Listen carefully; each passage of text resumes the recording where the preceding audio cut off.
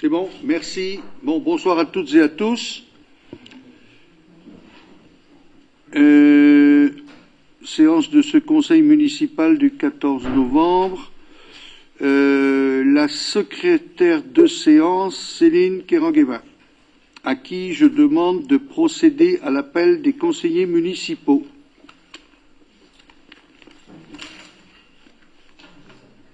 Tu prends ton micro, s'il te plaît. Ouais, si vous pouviez, on m'a demandé que vous parliez bien dans le micro. C'est pour l'enregistrement, c'est pour faire le compte rendu. Donc, si vous pouviez parler dans les micros. Alors, Anne Caro, Pierre Augot. Oui, d'abord le maire, Ouais. peut-être. Accessoirement. Voilà. Présent.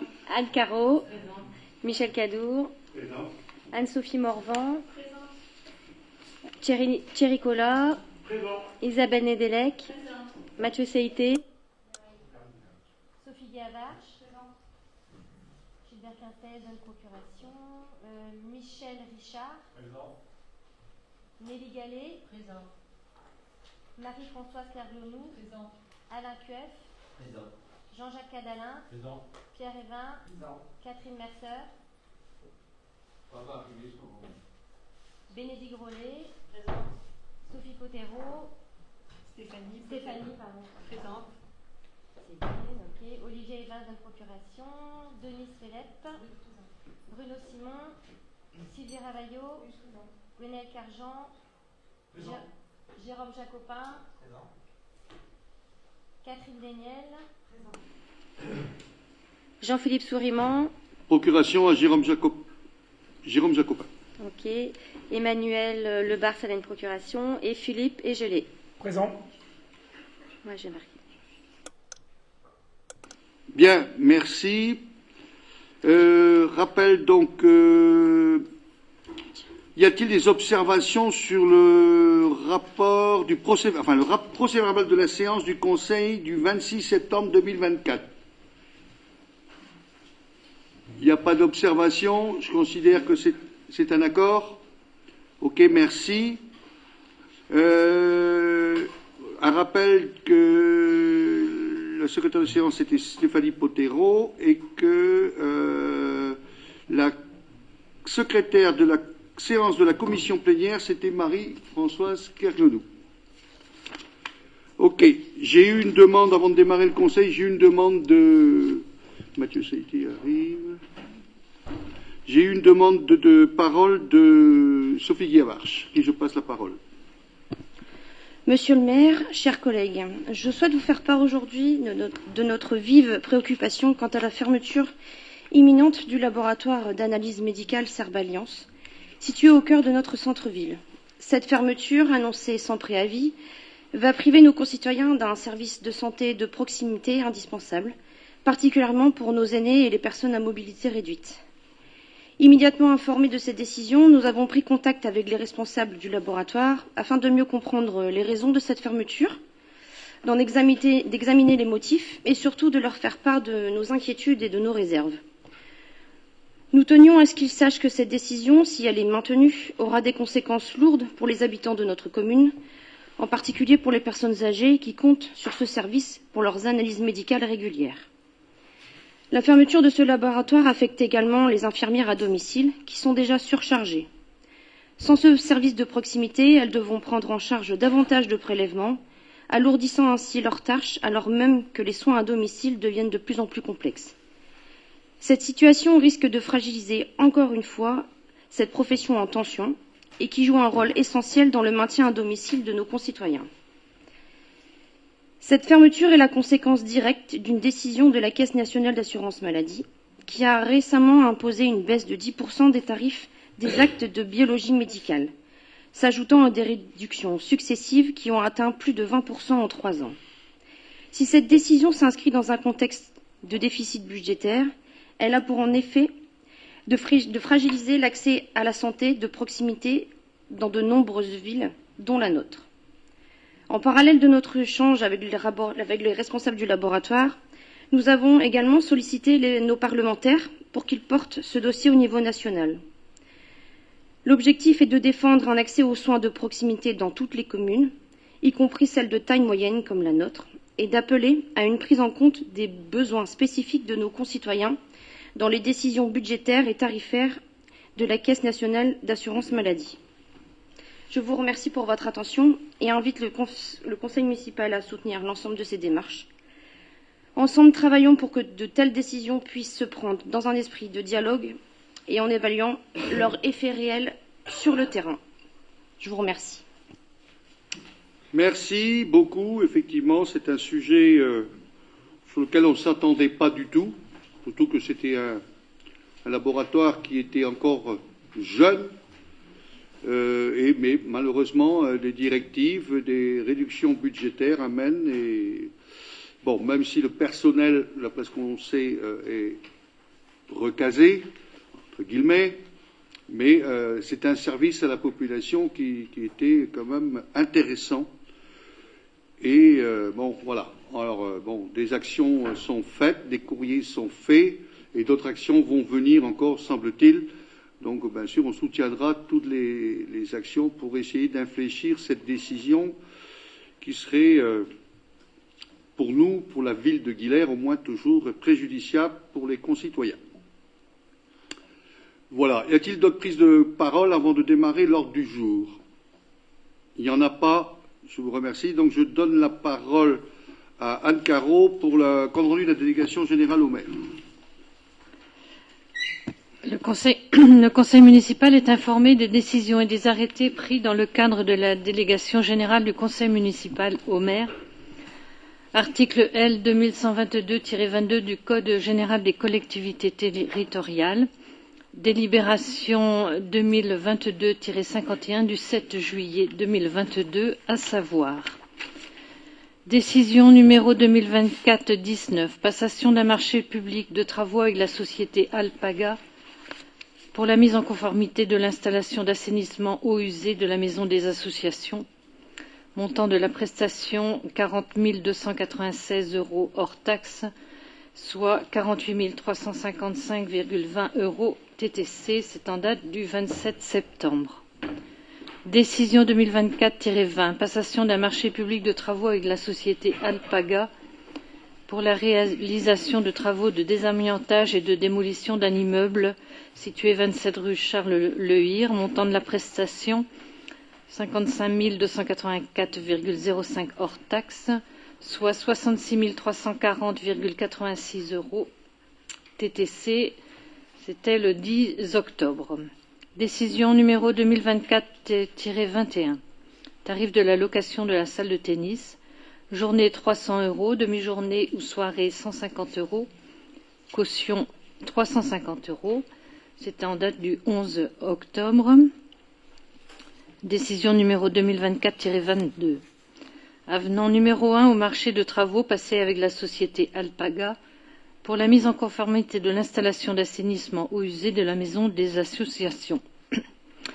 L'avenant a pour objet de l'intégration de prestations non prévisibles initialement suite à la découverte d'une fosse septique et de réseaux supplémentaires en cours de chantier et de prestations supplémentaires à la demande de la maîtrise d'ouvrage, installation de fourreaux pour la mise en œuvre d'un système de vidéoprotection à l'arrière du bâtiment.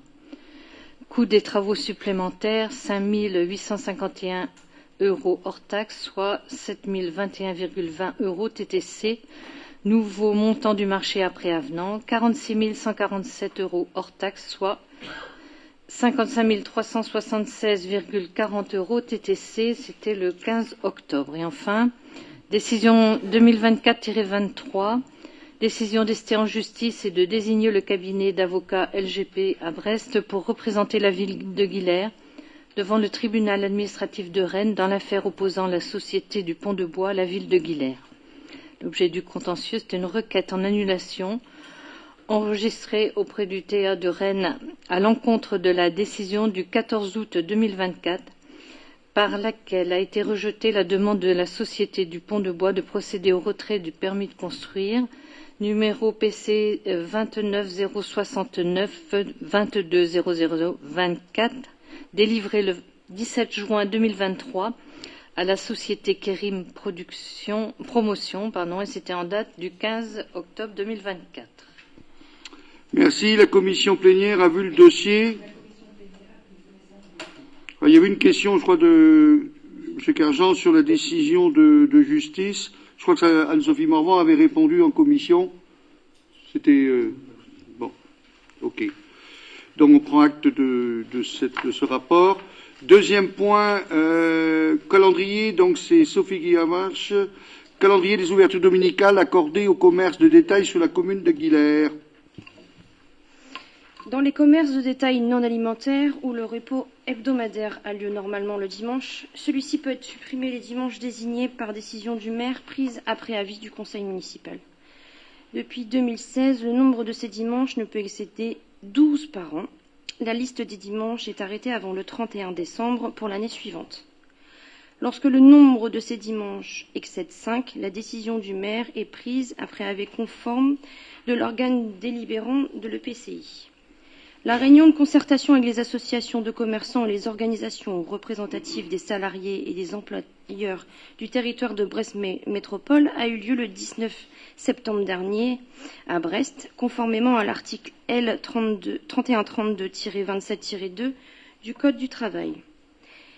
Les propositions issues de cette réunion et concernant la ville de Brest sont le dimanche 28 septembre pour la foire Saint-Michel, le dimanche 30 novembre pour le Black Friday et pour les fêtes de fin d'année les 7, 14, 21 et 28 décembre 2025. Pour mémoire, les dimanches autorisés par la commune de Guilher en 2024 sont les dimanches 15 décembre, dimanche 22 décembre et dimanche 29 septembre. Décembre, pardon. Nous proposons d'autoriser les dimanches suivants en 2025, le dimanche 14 décembre, le 21 décembre et le 28 décembre. Un arrêté municipal sera pris avant le 31 décembre 2024. Il fixera les conditions dans lesquelles le repos compensateur sera accordé aux salariés, conformément aux règles inscrites au Code du travail. Rappel, seuls les salariés volontaires peuvent travailler les dimanches autorisés.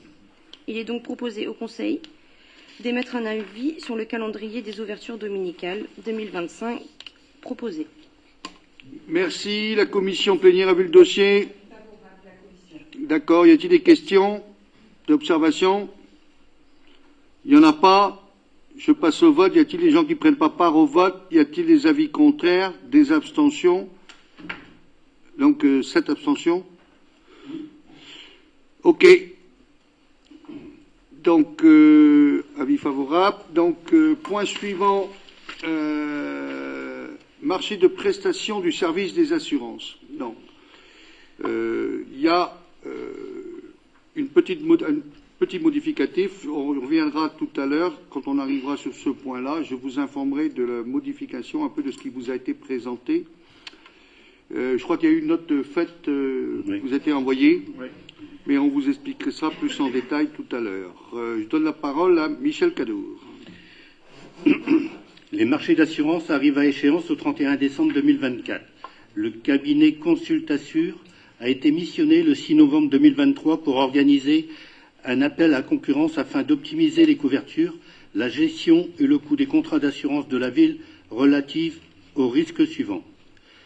Lot numéro 1, dommages aux biens et risques annexes. Lot numéro 2, responsabilité civile et risques annexes. Lot numéro 3, flotte automobile et risques annexes. Lot 4, protection juridique. Lot 5, risques statutaires.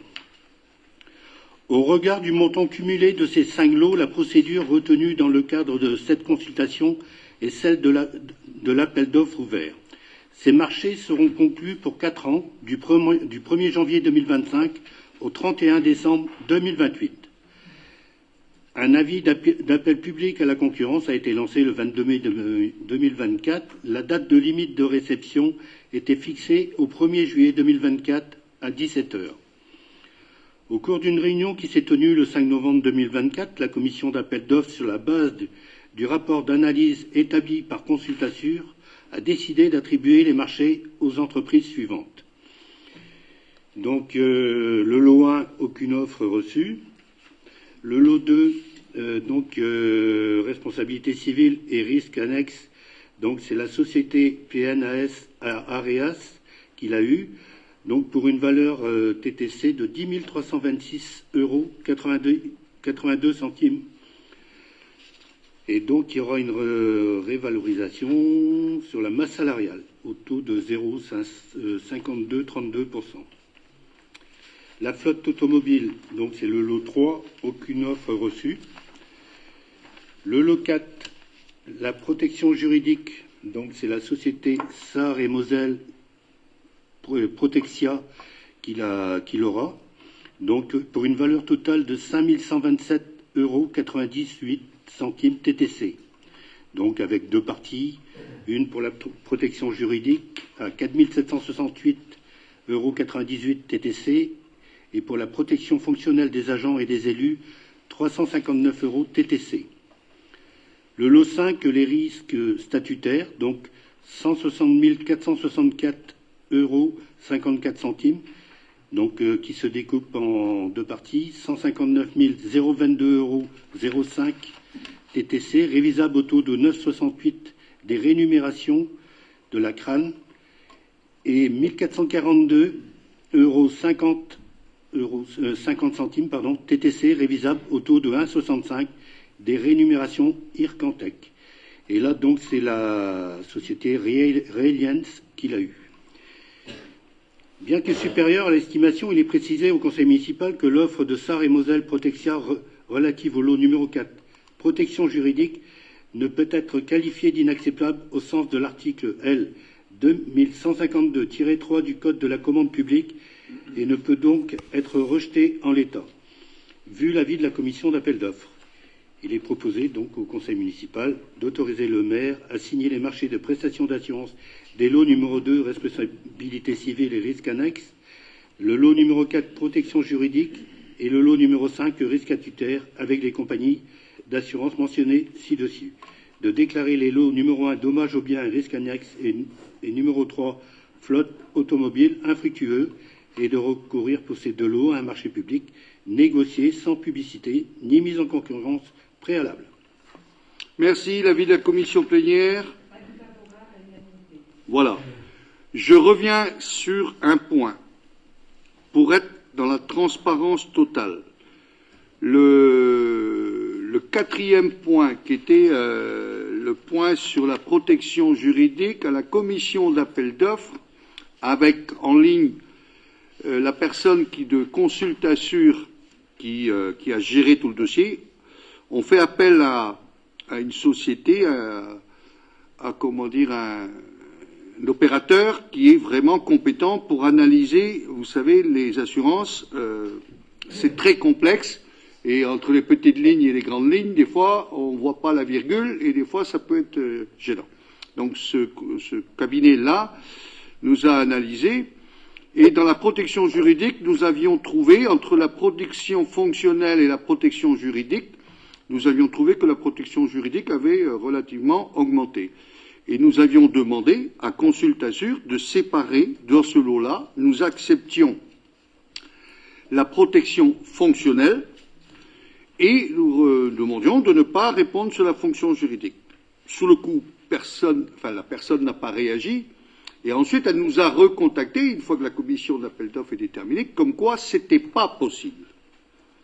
Il y avait une offre globale où il n'y avait pas d'offre du tout. Alors, j'ai appelé Gwenaël Kerjean pour lui expliquer un peu la situation. Le conseil arrivant ce soir, on dit bien des assurances pour la protection fonctionnelle de nos agents.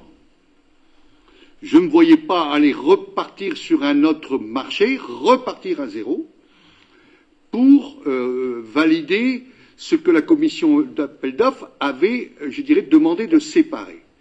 Alors, pour être clair, pour gagner du temps, pour ne pas avoir reconvoqué une commission d'appel d'offres qui n'aurait que fait que valider la proposition qui est là actuellement, on n'est pas sur des gros chiffres, mais on avait estimé que c'était quand même un peu excessif.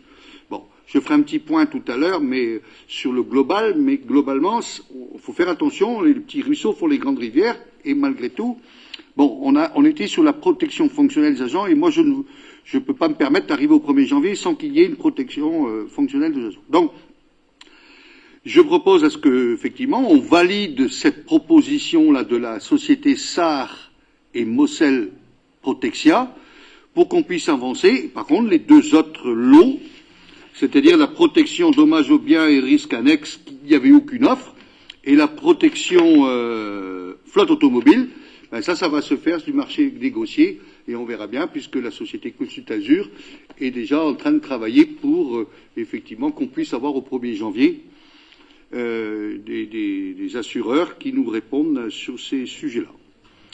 Voilà le pourquoi de ma petite note pour qu'on n'ait pas à repartir sur le risque. Si vous n'y voyez pas d'inconvénient, est-ce que, je me retourne vers M. Gwenal-Kerjean, est-ce que vous voulez une suspension de séance pour parler de ça? Je vous réponds dans 2 secondes. Oui.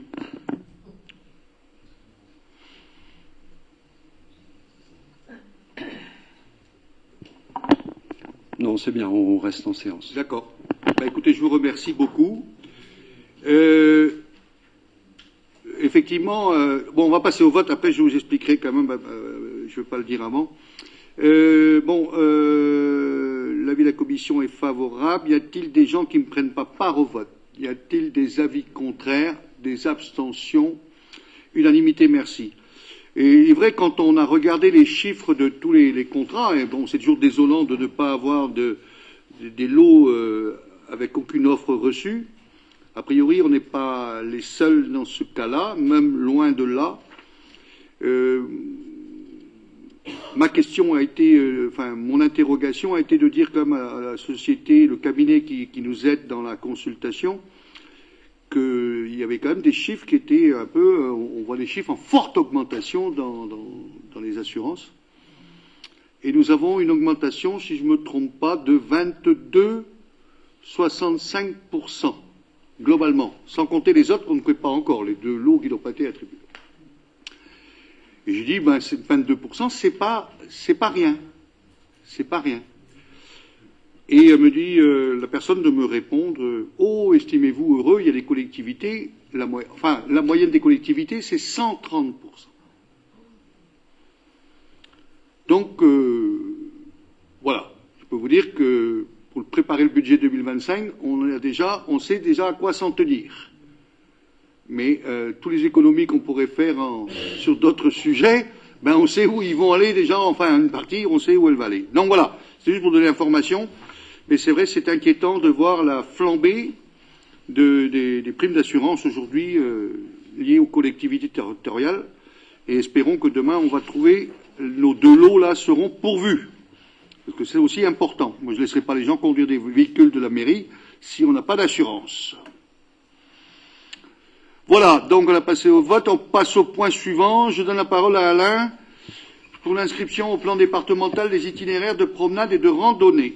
Le comité départemental de la randonnée pédestre travaille en partenariat avec Brest Métropole sur une modification du GR du pays de l'Iroise.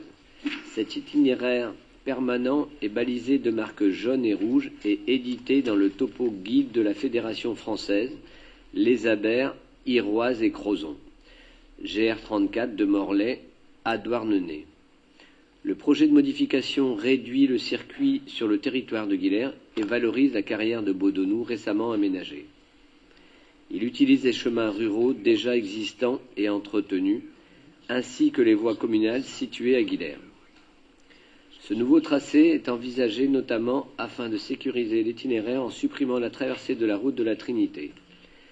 Cela permet également d'éviter le chemin de Carvasiou qui semble souvent encombré, compliquant l'utilisation du GR34. Le comité départemental de la Fédération de la randonnée pédestre propose l'inscription de ce nouvel itinéraire au plan départemental des itinéraires de promenade et de randonnée. Cette inscription, effective après la délibération du conseil départemental, s'engage sur la commune sur le maintien des chemins sur ses propriétés. En cas d'alignation ou de suppression d'un chemin inscrit au PDIPR sur propriété communale, la commune doit informer le département et lui proposer un itinéraire de substitution. Ce nouvel itinéraire devra être approprié à la pratique de la randonnée et ne saurait allonger le parcours de manière excessive et de diminuer sensiblement sa qualité paysagère. Le tracé envisagé à l'échelle de Brest Métropole ainsi que les cartes domanialité à l'échelle de Brest Métropole, ainsi qu'à l'échelle de la commune, sont annexés dans la présente délibération. Il est proposé au Conseil municipal d'autoriser le passage des randonneurs sur la propriété privée communale selon les tracés prédents en annexe, d'autoriser le balisage et itinéraire conformément au cahier des charges balisage et signalétique en randonnée du département et de la promotion touristique des tracés selon les tracés présentés en annexe, de demander l'inscription au plan départemental des itinéraires promenades et de randonnée et de l'itinéraire présenté en annexe, et de s'engager à ce titre conserver les chemins et les sentiers communaux en proposant un itinéraire de substitution en cas de modification consécutive à toute opération foncière, de s'engager à informer le département de toute fermeture itinéraire en transmettant une copie des arrêtés municipaux, d'autoriser Monsieur le maire à signer tout document en lien avec la présente délibération. Merci. La commission plénière a vu le dossier. Avis favorable à l'unanimité. Y a-t-il des questions? Des observations? Il n'y en a pas. Je soumets au vote. Y a-t-il des gens qui ne prennent pas part au vote? Y a-t-il des avis contraires? Des abstentions? Unanimité, merci. Point suivant, c'est la tarification de la programmation culturelle du premier semestre 2025. Thierry. Voilà, donc voici la proposition des tarifications pour le semestre janvier-juin pour la saison culturelle 2025. Donc ça commencera le vendredi 17 janvier à 20h30 avec toujours Travelling A qui diffusera le film Ève. Ensuite, le 8 février à 20h30, pour le tarif de 7 €, nous aurons une co-réalisation avec le Centre social de l'Agora, avec le fameux groupe Plantec, plus et Brujune et Vince et Raguenes. Voilà, donc ça sera à l'espace Jean Beaubillan. Ensuite, du cinéma encore, Seul dans la nuit, le vendredi 21 février à 20h30, c'est gratuit. Ensuite, nous avons plusieurs séances dans le cadre de la semaine de la petite enfance.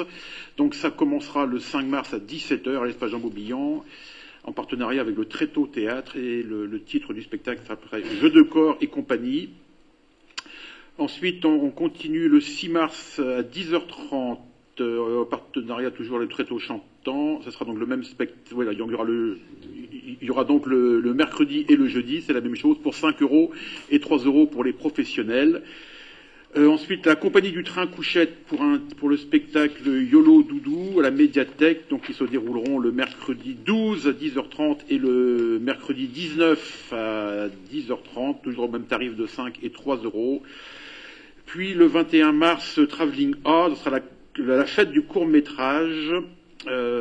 Puis ensuite, toujours Travelling A, donc il y a une programmation, les films ne sont pas encore définis, mais ça se passera le 18 avril, ça sera toujours gratuit.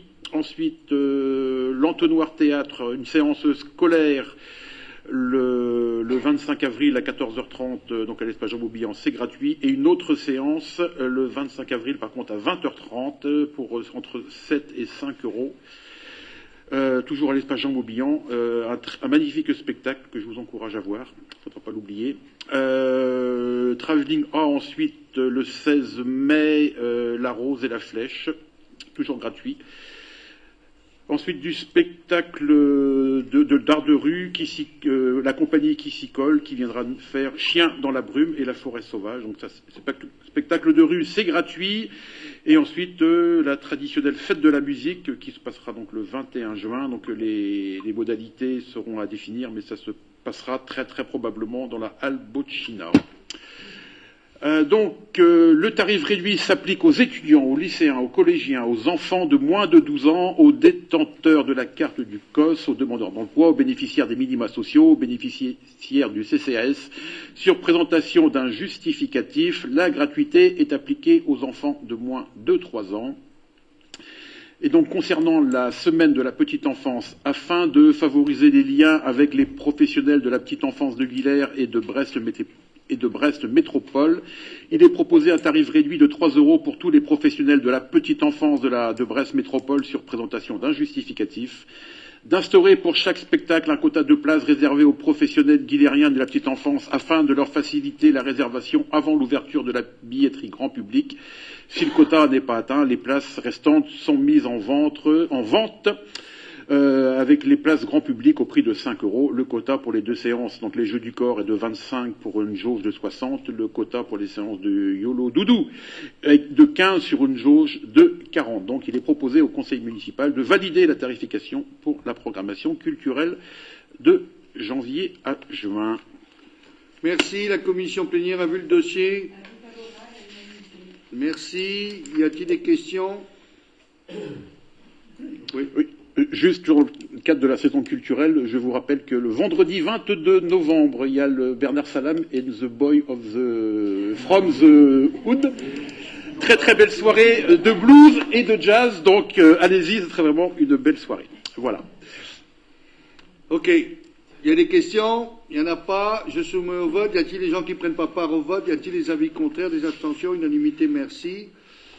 Convention de partenariat avec le centre social Agora pour la programmation musicale. Oui, donc on revient donc au fameux groupe Plantec, etc. Donc la coprogrammation des groupes Plantec, Brujune et Vince Raguenès le samedi 8 février 2025 à 20h30 à l'espace Jean Bobillan implique la signature d'une convention de partenariat entre le centre socio-culturel l'Agora et la commune de Guilher. L'objet de cette convention est de clarifier les engagements et les obligations réciproques de chacune des parties.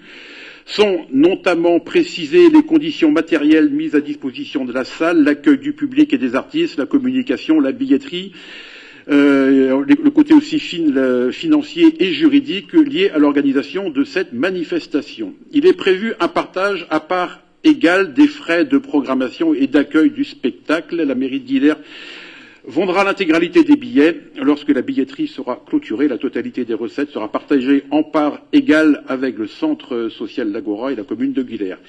Le tarif des places est fixé à 7 €. Il est proposé au conseil municipal, autorisé monsieur le maire, à signer cette convention annexée à la présente délibération. Merci. La commission plénière a vu le dossier. Y a-t-il des questions? Il n'y en a pas. Je soumets au vote. Y a-t-il des gens qui ne prennent pas part au vote? Y a-t-il des avis contraires, des abstentions? Unanimité, merci. Le rapport social unique, Michel. Le rapport social unique est une obligation résultant de l'article 5 de la loi du 6 août 2019 portant modification de l'article 9 bis A de la loi numéro 83-634 du 13 juillet 1983 portant droits et obligations des fonctionnaires. Il revient à l'employeur de présenter un rapport social unique annuel au titre de l'année écoulée. Celui-ci s'articule autour de 10 thématiques fixées par décret, à savoir l'emploi, le recrutement, les parcours professionnels, la formation, les rémunérations, la santé et la sécurité au travail, l'organisation du travail et l'amélioration des conditions de travail et de la qualité de vie au travail, l'action et la protection sociale, le dialogue social et la discipline. Au-delà de l'obligation légale, le RSU permet de disposer de données chiffrées, d'offrir une photographie de l'emploi territorial et de disposer d'informations pouvant faciliter les différentes actions de gestion des ressources humaines, quel que soit le nombre d'agents appartenant à la collectivité. Il indique les principales caractéristiques des agents de la collectivité, de son organisation et ses pratiques. Il s'intéresse notamment aux évolutions en termes de statut, de formation professionnelle, d'absentéisme ou encore de rémunération. Enfin, ce rapport sera rendu public par l'autorité territoriale sur le site Internet de la collectivité. Il est proposé au conseil municipal de prendre acte du rapport social unique. Le RSU a été présenté aux membres du CST le 6 novembre dernier. Merci. La commission a vu le dossier. Merci. Y a-t-il des questions, des observations? Il n'y en a pas. Bon, c'était juste pour prendre acte. Point suivant, Michel, toujours l'action sociale en faveur du personnel communal. L'article 9 de la loi du 13 juillet 1983 portant droits et obligations des fonctionnaires, modifié par la loi du 2 février 2007, dessine les contours de l'action sociale des collectivités en faveur de leurs agents. La loi du 19 février 2007 a complété le Code général des collectivités territoriales et inséré les prestations d'action sociale dans la liste de leurs dépenses obligatoires juste après la rémunération des agents, article L. 2321-2, alinéa 4 bis du Code général des collectivités territoriales pour les communes. Afin de respecter le principe de libre administration des collectivités locales, le législateur a laissé le soin à chaque collectivité territoriale de déterminer le type des actions et le montant des dépenses qu'elle entend engager pour la réalisation des prestations d'action sociale, ainsi que ses modalités de mise en œuvre.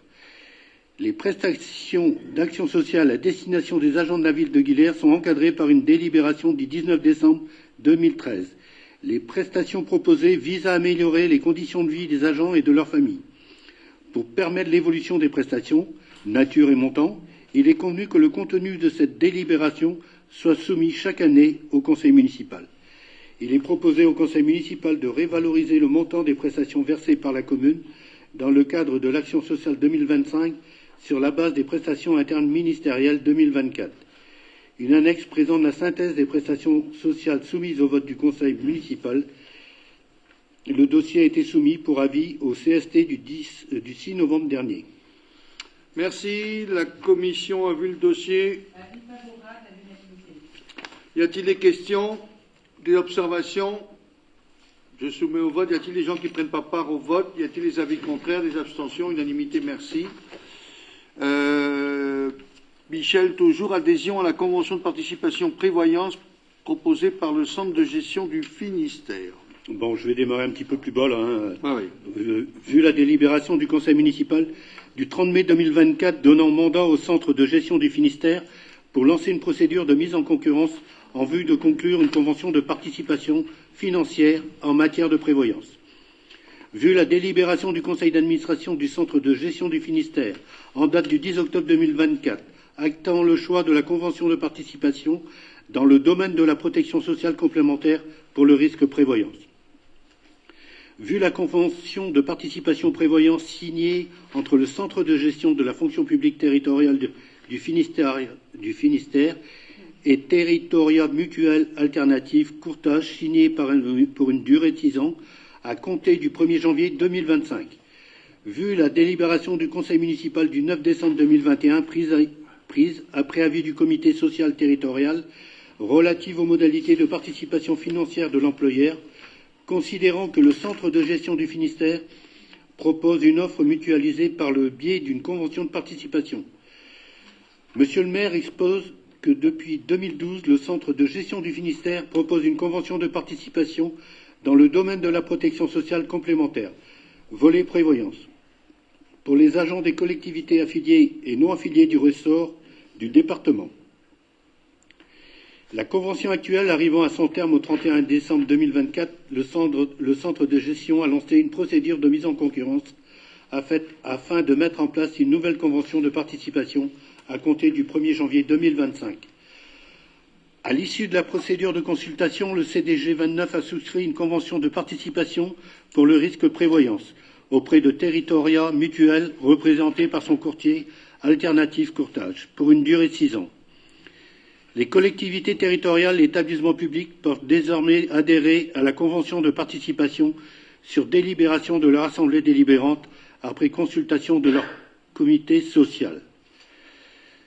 Caractéristiques, contrat de groupe prévoyance, maintien de rémunération. La convention de participation dans le domaine de la protection sociale complémentaire, volet prévoyance, prend effet le 1er janvier 2025. Peuvent être admis à la souscription du contrat les fonctionnaires titulaires ou stagiaires et agents contractuels de droit public et de droit privé inscrits à l'effectif de la collectivité, les fonctionnaires accueillis en détachement par la collectivité, les agents de la collectivité mis à disposition auprès d'une autre collectivité. Le contrat propose une formule de garantie répondant à l'obligation des employeurs territoriaux de participer financièrement au contrat de leur agent, dont les garanties minimales précisées par le décret numéro 2022-581 du 20 avril 2022 sont les suivantes.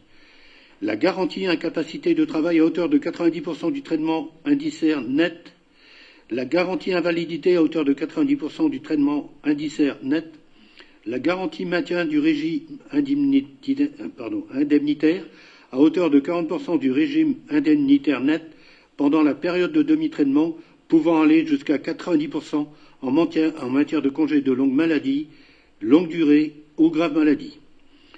De plus, 3 options sont proposées au choix de l'agent: minoration de retraite, décès PTIA, rente éducation.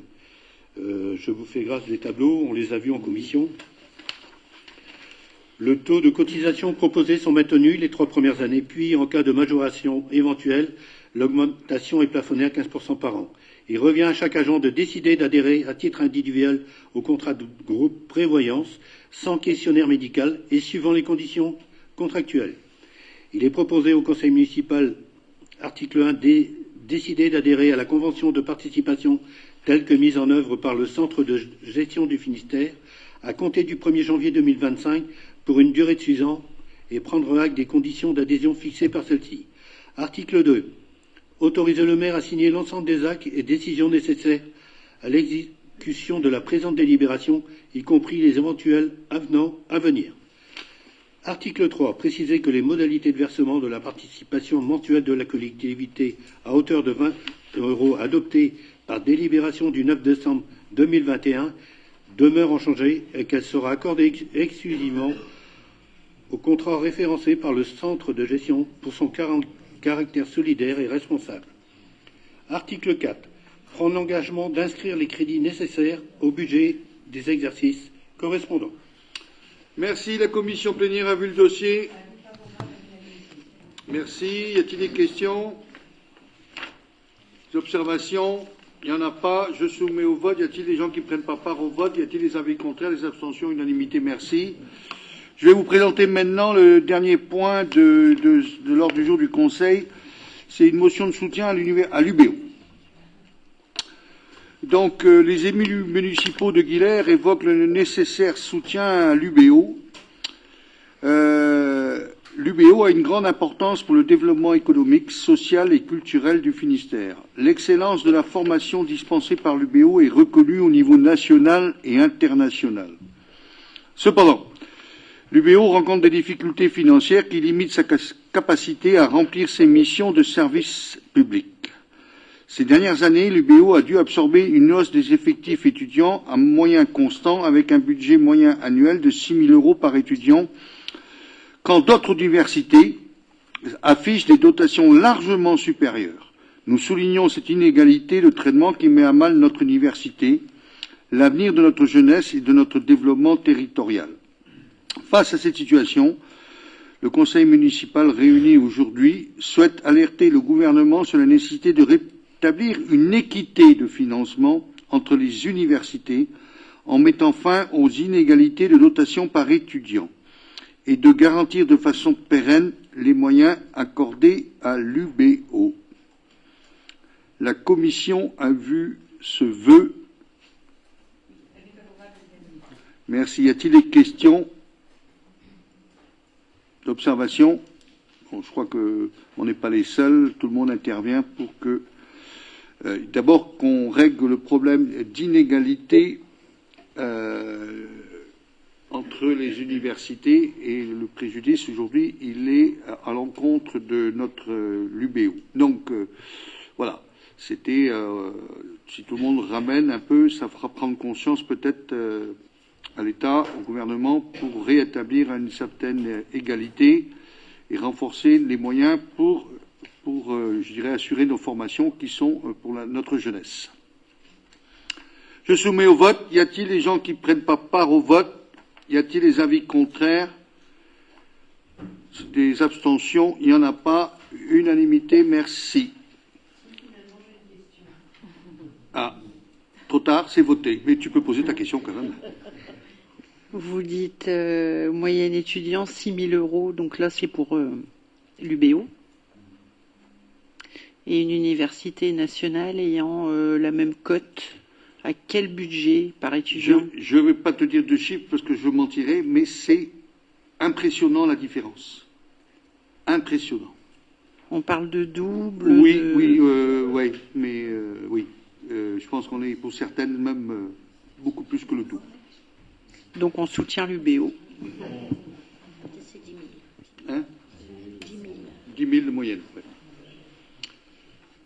J'ai fait une grosse connerie en démarrant le conseil municipal, mais la connerie est à moitié pardonnée puisque je n'ai pas présenté la personne qui est à ma gauche. Mais vous l'avez déjà rencontré à la commission, pour au moins ceux qui étaient à la commission. Donc je te laisse dire un petit mot peut-être, Madame la directrice générale des services. Alors c'est vrai que je me suis déjà présentée lors de la commission, donc je vais répéter pour ceux qui n'étaient peut-être pas présents. Donc je suis Delphine Duval, je suis originaire du département de la Vienne et je suis arrivée dans le Finistère il y a à peu près un an, un peu plus d'un an, suite à la mutation de mon compagnon. Mon parcours professionnel m'a permis d'acquérir vraiment de l'expérience autant dans le secteur privé que public et également en tant que consultante. Donc j'ai beaucoup travaillé dans différentes mairies, des plus petites, des plus importantes que celle de Guilherme, mais en tout cas voilà, mes fonctions étaient plus tournées autour du management, de la gestion de projet, du travail en transversalité. Donc j'ai pris mes fonctions lundi dernier, donc je n'ai pas eu le temps de rencontrer tout le monde. Là, je me pose, je suis en observation, donc je rencontre beaucoup mes collaborateurs, mes collègues, les agents. Voilà, beaucoup de discussions aussi avec Monsieur le maire et certains élus. Donc voilà, pour le moment, phase observation. Pour comprendre aussi les enjeux, finalement, la stratégie aussi, voilà, pour la ville de Guilherme. Donc, n'hésitez pas à venir me rencontrer. Je serai ravie, voilà, de pouvoir échanger avec vous. N'hésitez pas si vous avez des questions. Merci. Merci Delphine d'abord de cette présentation. Effectivement, tu as tout à découvrir puisque tu viens de la Vienne. C'est où ça, la Vienne? Je ne sais plus. Enfin, peu importe. Ça va être quelque part en France, certainement. Poitiers. Voilà. Et bon, tu as déjà, effectivement, tu viens de le dire, collaboré dans beaucoup de services dans des grandes collectivités. Donc tu as l'expérience et tu vas nous apporter certainement justement cette expérience au service du bout du Finistère ici. Et on compte sur toi, bien sûr, pour nous apporter. Nous, on te donnera tout simplement l'accent peut-être dans quelques temps quand tu retourneras dans ton secteur de la Charente et un peu plus loin. Ok. Y a-t-il des questions diverses? Oui.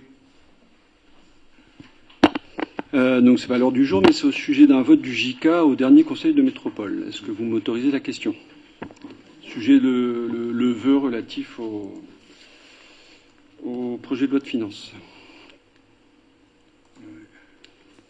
Juste pour recadrer, donc le JK, c'est le groupe auquel vous appartenez à la métropole.